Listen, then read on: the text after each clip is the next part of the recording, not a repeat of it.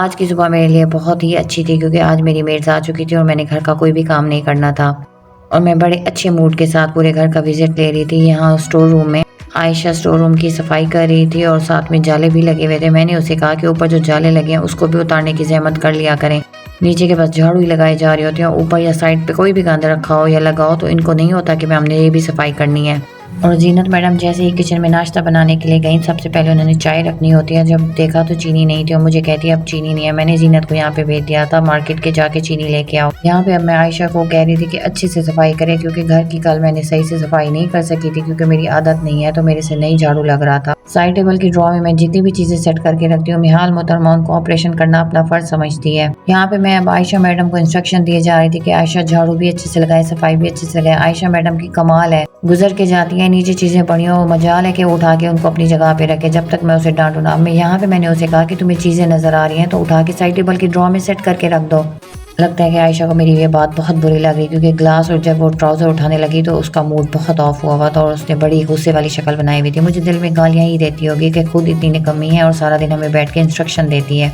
और मुझे जो काम अच्छे से आता है वो है मेरी ज़ुबान चलाना। मैं ज़ुबान चला के सारे काम बड़े अच्छे से करवा सकती हूँ। आयशा मैडम झाड़ू लगा रही थी और मैं साथ में इंस्ट्रक्शन दे रही थी कि ड्रेसिंग टेबल के नीचे से लगाओ क्योंकि कल तो जैसे मैं झाड़ू लगा रही थी वो मुझे ही पता है कि मैं कैसे ऊपर ऊपर से सफाई कर रही थी। अपने हस्बैंड पे इंप्रेशन डाल रही थी क्योंकि वो मुझे कहते हैं कि अगर तुम्हारी मेड्स तुम्हारे घर ना आए तो तुम्हारा घर देखने वाला नहीं होगा। तो उनकी इस बात को मैंने गलत साबित करने के लिए कल मैंने बहुत मेहनत की हुई थी, लेकिन ये मुझे पता था कि मैंने कितनी मेहनत की हुई क्योंकि मैंने झाड़ू सिर्फ ऊपर ऊपर से लगाया था जितना मेरे लिए आसान था। अब मैं यहाँ किचन में आई जीनत मैडम को चेक करने के लिए कि इसने मेरा नाश्ता बनाना है शुरू किया है या नहीं। अभी तक उसने सिर्फ चाय रखी थी। यहाँ पे जीनत मेरे से बात कर रही थी कि बाजी अगर हम एक दिन नहीं आते आपका घर इतना कैसे गंदा हो जाता है। आप तो 2 लोग हैं और उसके बावजूद भी आपका घर इतना गंदा होता है।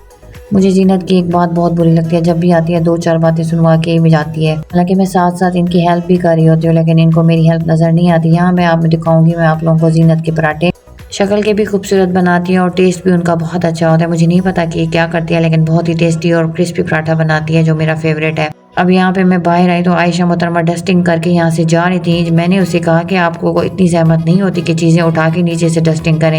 जब भी मैं कोई चीज़ अपनी जगह से हिल जाती है मिहाल हटाती है तो नीचे से मिट्टी नजर आती है। अब यहाँ पे फिर आयशा को एक दफ़ा मेरे ऊपर गुस्सा आ रहा था। आज लेट उठने की वजह से भूख मुझे बहुत लग रही थी। मैंने जीनत से कहा मैं अब जा रही हूँ, मेरे से वेट नहीं हो रहा, मेरा नाश्ता रूम में ले आओ। आज पराठे के साथ मैंने खानी थी बंद गोभी। बंद गोभी मेरी फेवरेट है इसलिए मुझे भूख और ज्यादा लग गई। यहाँ पे मैंने नाश्ता जैसे ही खत्म किया सुमेरा आप ही आ गई। मैंने आज हैदर को लाना था तो आप ही ने कहा था मैं आके ले जाऊंगी। अब आप ही मुझे और हैदर को लेने के लिए आई हुई थी।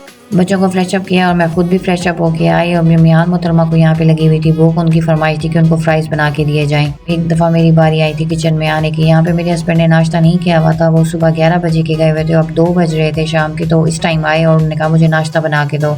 उनकी चाय के साथ मेरी चाय तो मस्त होती है। सर्दियों में वैसे कोई भी मुझे जितनी बार भी चाय पिला दे मैं बड़े शौक से चाय पी लेती हूँ और अपने हाथ की चाय मेरी ज़्यादा फेवरेट होती है। यहाँ पे मैं अलमा के साथ साथ फ्राइज भी बनाने थे क्योंकि उनको भी बहुत भूख लगी थी। पूरे घर में शोर था, मामा बहुत भूख लगी है तो उसको भी कुछ ना कुछ देना था। अल्लाह भला करे जीनत का, उसे पता था कि मेरे हस्बैंड ने नाश्ता नहीं किया तो वो पराठा बना के माइक्रोवेव में रख गई थी। अब मैं वो पराठा और साथ में सालन भी गर्म करना था वो भी गर्म किया।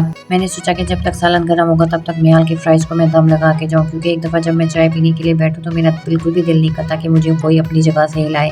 तो यहाँ पे मैंने साथ में मिहाल के फ्राइज को भी दम लगा दिया।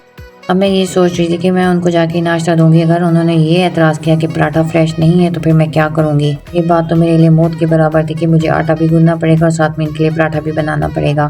खून से चाय पीना मेरे नसीब में नहीं था। मेरे हस्बैंड ने रात में बनवाए थे मेरे से चावल ये ऐसे बनाती हूँ कि सालन में मैं पानी ऐड करके उसे दम लगा देती हूँ। फेवरेट चावल है मेरे हस्बैंड के। उन्होंने कहा कि तवे के ऊपर गर्म करके आना, माइक्रोवेव वाले चावल मैं नहीं खाऊंगा। उनके फेवरेट ये भी है कि चावलों को तवे पे गर्म किया जाए। साथ में उनकी ये लॉजिक समझ नहीं आती कि तवे पे गर्म किए चावलों की अलग से ही खुशबू होती है। यहाँ पे आप ही के बच्चों ने और मिहाल ने टीवी लॉन्च का सत्यानाश किया हुआ था। मैं सोच रही थी कि मैं अभी नाश्ते से फ्री होने के बाद रेस्ट करूंगी लेकिन रेस्ट मेरे नसीब में लगता है नहीं था। अब यहाँ पे मोमिन और मिहाल के फ्राइज बन चुके थे। मिहाल को बहुत अच्छा लगता है जब उसके साथ कोई बच्चा और बैठ के खाए। मोमिन मिहाल का मोस्ट फेवरेट है, वो जब भी कुछ खाती है अगर मोमिन उसके साथ हो वो चीज डबल खा जाती है। यहाँ पे मैंने मोमिन और मिहाल को लगा दिया खाने में और साथ में लगा दिया कार्टून ताकि मैं बैठ के सुकून से टिकटॉक देखती रहूं, मुझे कोई डिस्टर्ब करने वाला ना हो।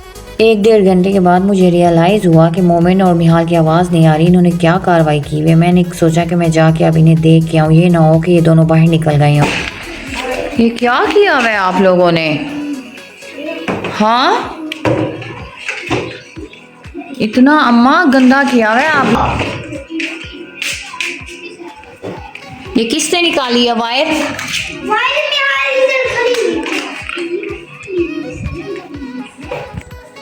एक लाइट फ्यूज कर दी है ना आप लोगों ने, लाइट सारी नीचे गिरी हुई है। निहाल ने की है, मैं टीवी देख रहा था। तू इतना शरीफ, अब नहीं करना इसको। उठाओ, ये सारा सामान फैला के रखा हुआ है, गंद। अब मैं पढ़ूंगी असर की नमाज और मेरे ब्लॉग का भी एंड हुआ। मिलेंगे नेक्स्ट ब्लॉग में।